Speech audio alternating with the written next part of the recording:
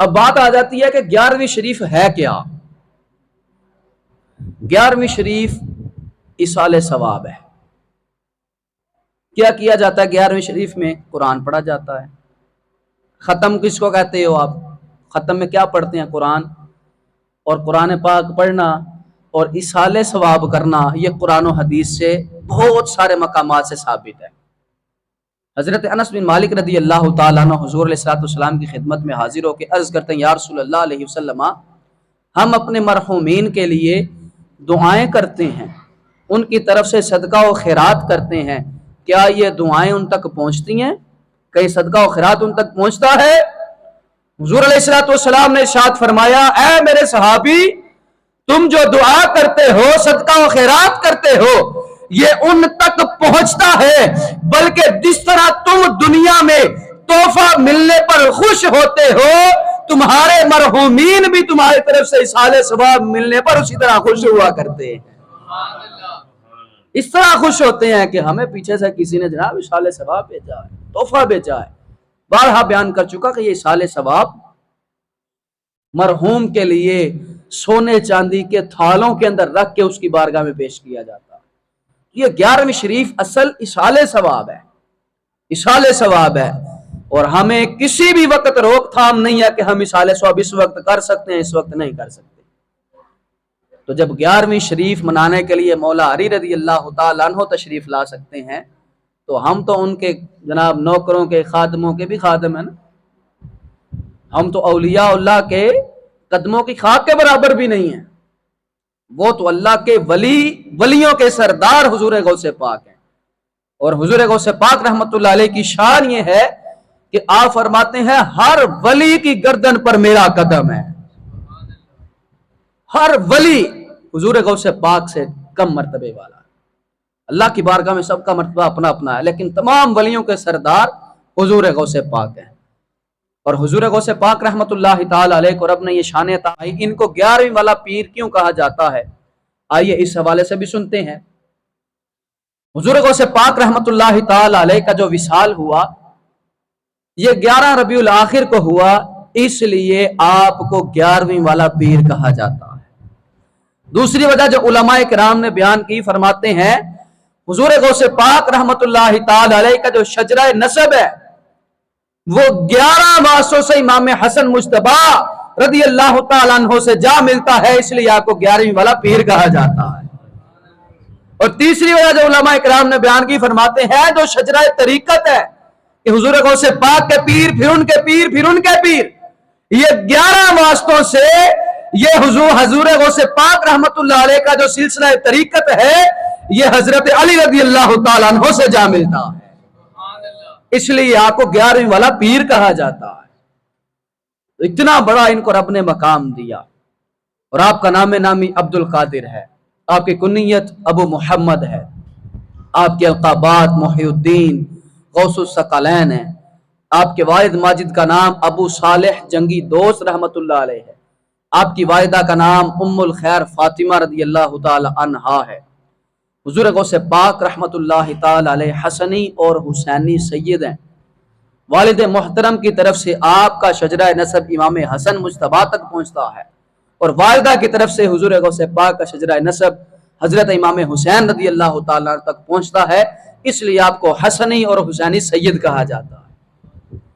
اور آپ خود ہی نہیں، آپ کی والدہ، آپ کے والد، آپ کے نانا، آپ کی پھوپھی، سارے ہی اللہ کے بہت بڑے نیک بندے، اور آپ کے نانا جان تو مستجاب الدعوات تھے اور غیب کی خبریں دیا کرتے تھے۔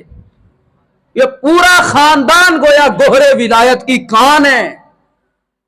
اور حضور غوث پاک رحمت اللہ تعالی علیہ پر تو رب نے بڑا کرم کیا نا، حضور غوث پاک رحمت اللہ علیہ کو رب نے بڑا مرتبہ عطا کیا، اس لیے تو کہا واہ کیا مرتبہ اے غوث ہے بالا تیرا، واہ کیا مرتبہ اے غوث ہے بالا تیرا، اونچے اونچوں کے سروں سے قدم اعلیٰ تیرا۔ सब जितने भी ऊंचे हैं सबसे आला कदम हुजूर गौस पाक रहमतुल्लाह अलैह।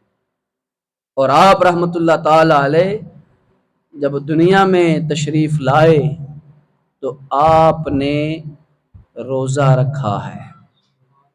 470 सिने हिजरी यकम रमज़ान मुबारक को गौस पाक रहमतुल्लाह अलैह इस दुनिया में जलवागर हुए और सारा दिन माँ का दूध नहीं पीते थे और पूरे इलाके में मशहूर हो गया कि सय्यदों के घर ऐसा बच्चा पैदा हुआ है जो सारा दिन दूध नहीं पीता, रोजा रखता है।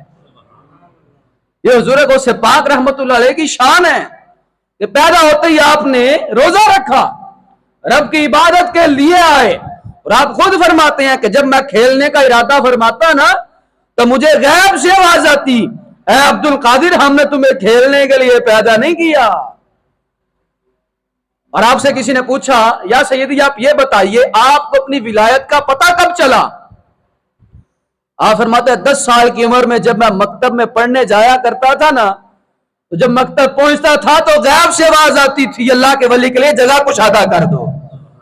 जिस आवाज को मैं भी और मकतब वाले सारे अहबाब सुनते थे, जगह कुशादा कर दी जाती। अरे आप तो वो अजीम हस्ती हैं, आप जब पैदा हुए थोड़े बड़े हुए मदरसे जाने की तरफ आए, पहला दिन मदरसे में गए, पहले दिन मदरसे गए कारी साहब के पास पढ़ने के लिए ना, कारी साहब ने कहा पढ़िए आऊज़ु बिल्लाह। हुजूर गौस पाक फरमाते हैं ये मुझे आती है। कारी साहब ने कहा पढ़िए बिस्मिल्लाह। हुजूर गौस पाक फरमाते हैं ये भी मुझे आती है। कारी साहब ने कहा पढ़िए अल्हम्दुलिल्लाह।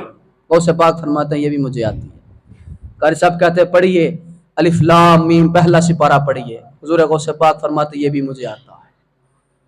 कारी साहब कहते हैं दूसरा पारा सा यकूलू से पढ़िए। गौस पाक फरमाते हैं ये भी मुझे आता है। कहा तीसरा सिपारा तिलका रसूल से पढ़िए, फरमाया ये भी मुझे आता है। कहा चौथा सिपारा लन तनालुल बिर्रा से पढ़िए, फरमाया ये भी मुझे आता है।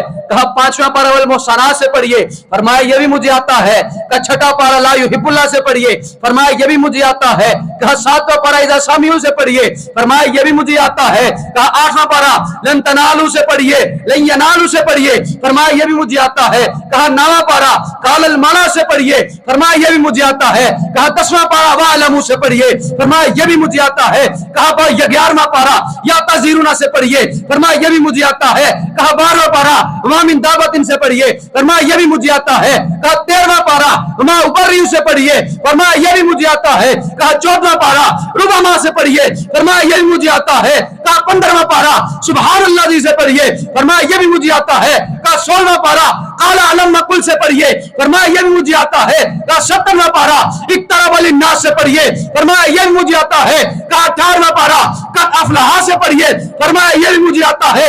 फरमाते हैं आज मैं 19वें पारे से पढ़ूंगा। कारी साहब कहते हैं आपका तो मदरसे में आज पहला दिन है, आप 18 पारे सुना रहे हैं, मुझे ये तो बताइए आपने ये 18 पारे याद कहाँ किए हैं? हुजूर गौस पाक फरमाते हैं मेरी माँ इन 18 पारों की हाफिजा थी। जब मैं माँ के पेट में था वो इन 18 पारों की तिलावत किया करती थी। मैंने सुन सुन के माँ के पेट में 18 पारे याद कर लिए, सुन सुन के 18 पारे माँ के पेट में याद कर लिए। ये आपको रब ने ये मकाम दिया है। हम इन चीजों की तरफ देखें। जब माए नेक होती थी फिर बेटे भी गौसे पाक जैसे पैदा होते थे। आज देखें ना अपने घरों की हम हालत देखें कि हमारे घरों में क्या होता है। माएँ बच्चों की तरबियत के ऊपर बिल्कुल तवज्जो नहीं देती।